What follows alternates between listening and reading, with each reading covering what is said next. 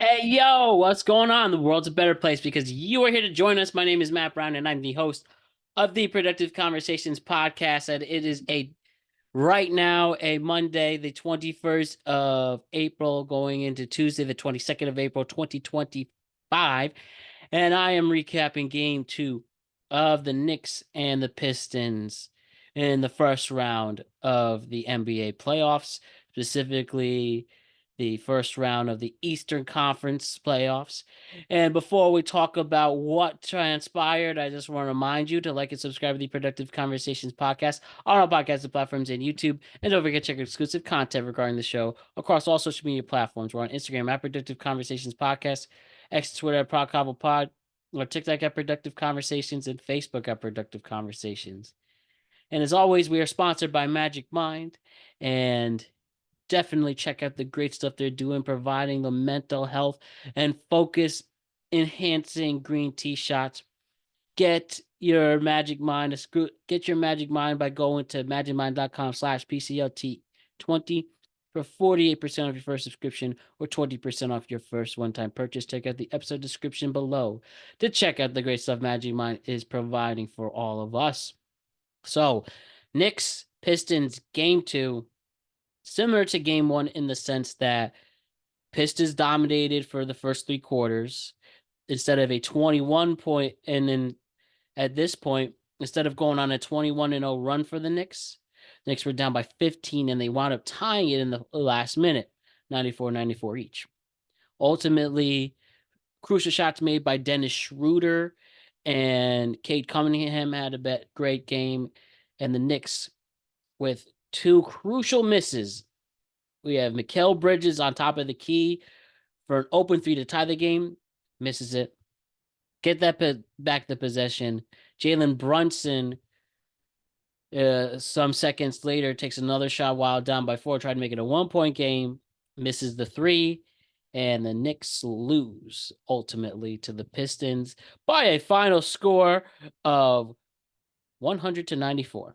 As mentioned, they were going into the final minute of the game tied at 94 each, but ultimately the Pistons win. They get their first win in the postseason since 2008 and end a 15-game postseason losing streak. With Cade Cunningham leading the Pistons with 33 points, 12 rebounds, and after a tough game one, bouncing back and leading the charge for the Pistons. Great game by him. Dennis Schröder, after he bounced from team to team this season, goes from the Nets to the Warriors to Detroit, and coming off the bench with a huge game, getting the big three at the 55-minute mark, at the 55-second mark of the game in the fourth quarter. Huge reason why they pulled it off. Jalen Brunson, once again, with another slow start, but ending with 37 points, leading a late game rally, but missing the big three. While in hindsight, I guess doesn't really matter that much. It still stinks because you definitely want to see him make the big shots. He's done it before, but wasn't able to do it. And instead of going to Detroit with a convincing 2-0 lead, we're now tied at one, and they're going on their home court with mostly Detroit fans, hungry Detroit fans, a good basketball town. They've just obviously gone through hell in the last few seasons and finally learned how to bounce back. The Pistons are, in a good spot right now, playing with house money. And, there are some things that to really to hold accountable to. Karl-Anthony Towns was not winning the board battle that game. And ultimately Detroit got 48 compared to the Knicks 33 rebounds. And getting a double-double from Tobias Harris and Jalen Duran, that is going to help. Even with Asar Thompson getting fouled out in the game, the Detroit Pistons wound up holding it together and bouncing back. And sure, I guess we could also point out the officials, again, screwing over the Yankees for the umps, and then a day later we have the officials drawing criticism. Screw the Knicks button. We got 33 free throws for the Pistons compared to the Knicks 19. That was ugly there. We could talk about the NBE, the bias here to try to make these series longer. It sometimes feels that way, especially after tonight. But even despite that, this Knicks team is learning to bounce back and still able to make this game competitive, but using all your energy in this game, using all your energy in the first round against a Pistons team. Who knows if we're so lucky to advance, how that's going to affect us in the long term. But we should not touch the money. We should not cross that bridge just yet. Ultimately, we just have to figure out the heck is going on. And um I do think ultimately this team will hold it together, but this Knicks team has to start out stronger. We can't have Karl Anthony Towns do great in game one and do okay in game two. I mean, there's a lot on the line here and a lot to figure out, but ultimately, this Knicks team should learn after tonight that the Pistons are for legit. I said it was going to be a deep series. Knicks in seven ultimately with the home court advantage there. But again, if we took anything out of tonight, and if the Pistons don't,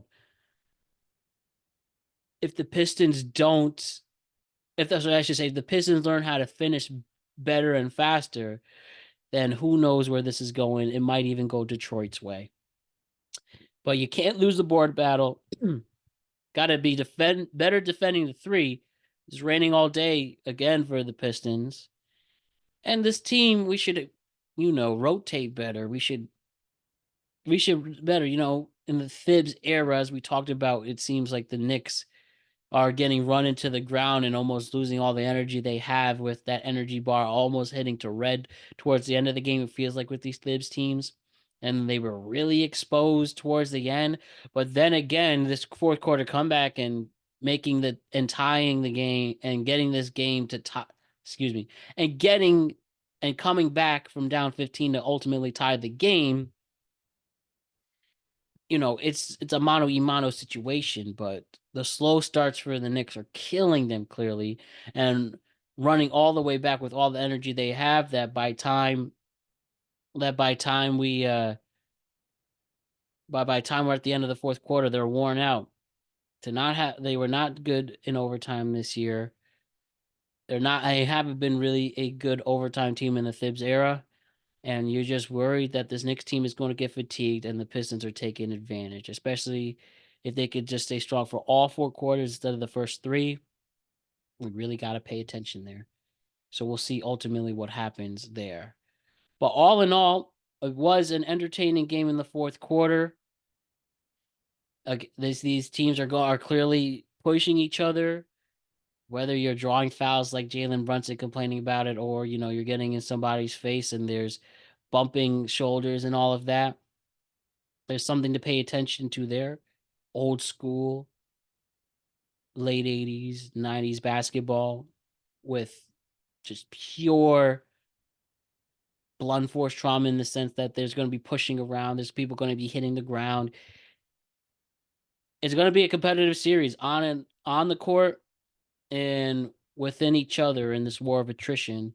And you just want to see the Knicks hold it once and for all, and you want to see them compete with the Pistons, and you want to see them run away with these victories instead of making it close, because it was a different situation in the fourth quarter of game one with bad shots and bad passes, and the Pistons made the adjustments for game two, and we are where we are. And as long as the Pistons can learn how to finish, this is going to be much tougher for the New York Knickerbockers. So we'll see where that all lies there. Entertaining game throughout, but the Knicks fall short and lose 194. Now we need them to bounce back, have a commanding start for the Knicks, run away with it, and don't let the Pistons get any momentum, because we can see that this young team is scrappy. They'll make shots, they'll win the board game, they'll get the rebounds, and they're going to make this a very tough series. That's what anything we could get out of game two in the series. We have found out that the Detroit Pistons are here to play. And I'm excited to see where it is. So now it's a best of three. Now it's a best of five. We'll see who could get three wins first and win the series. and we'll worry about round 2 when we get there. But ultimately, it was fun to watch, and we'll take it from there. Just the key takeaways: Detroit can play. Detroit needs to learn how to finish better, especially in the fourth quarter. The Knicks are capable to make the comeback, but don't get fatigued in this weird rotation that Tom Thibodeau insists is the way to go. His ceiling has only been the second round. Could we even be in that position again, especially with how the first round is going to go? Time will tell. But that is my recap for game 2 of Knicks and Pistons. Game 3 is Thursday night. We'll talk to you then. And we will also check in with the NBA crew. We'll do an NBA productive conversation. We'll do an NBA productive conversation as well this week. So we'll either have that for you Wednesday or Thursday, but be on the lookout to see the NBA crew. And that's what I got to say. So check out all our other content this week. Got another tweet cap. We'll have an NBA draft show. Sorry, we'll have an NFL draft show for you, a preview and a reaction to the first round. And I can't wait to see what happens. And another tweet cap on Friday. So we'll see you then. We'll enjoy the times. And I love each and every single one of you. And we'll see you soon.